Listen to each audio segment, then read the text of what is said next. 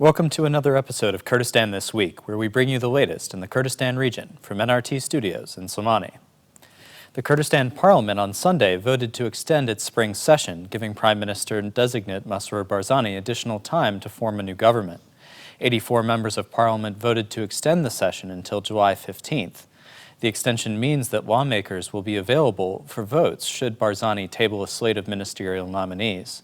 On June 12th, Kurdistan Region President Nechirvan Barzani tasked the Chancellor of the Kurdistan Region Security Council with forming a new government, giving him a 30-day deadline to do so. The parties have been haggling over a variety of issues, including ministerial posts, the Kirkuk governorship, and the Federal Justice Ministry, which has prevented the finalization of the new government in Erbil.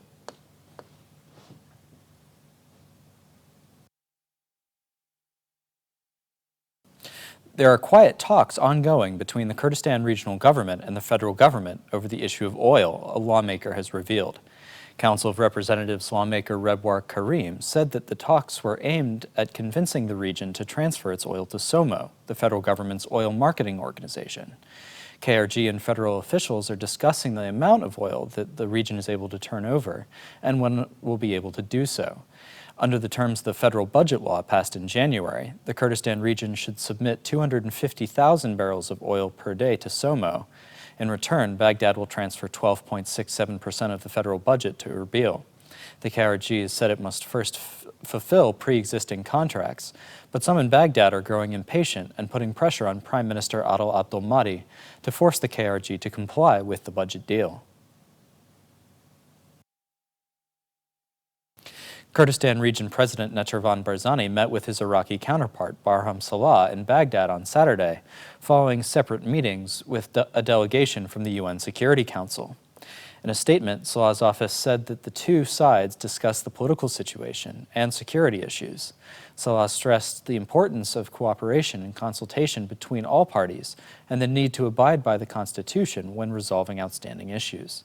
The Iraqi president also praised Barzani for showing the will to start constructive talks and reach a mutual understanding with the central government.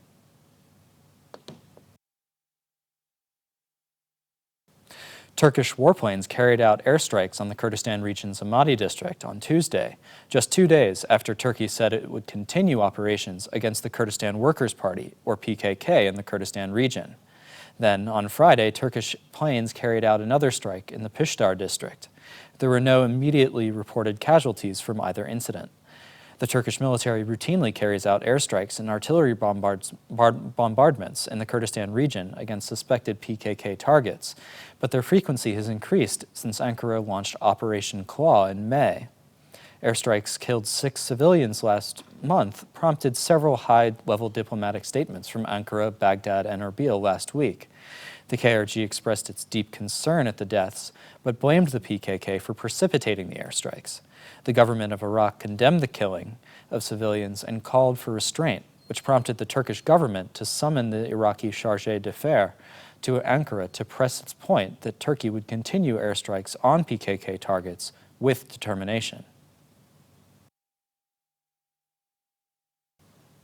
Finally, the traffic police in Sulaimani and Erbil have released statistics for the traffic fatalities during the first half of the year. In Sulaimani, at least 75 people died in traffic crashes in the governorate, which represented an increase over the same period last year. In Erbil, at least 85 people have been killed in car crashes since the beginning of 2019, which represented a slight decrease. Additionally, hundreds of drivers, passengers, and pedestrians have been injured as a result of collisions in the region. The traffic police identified speeding, drunk driving, reckless driving, and the failure to obey traffic signals or wear seatbelts as contributing factors.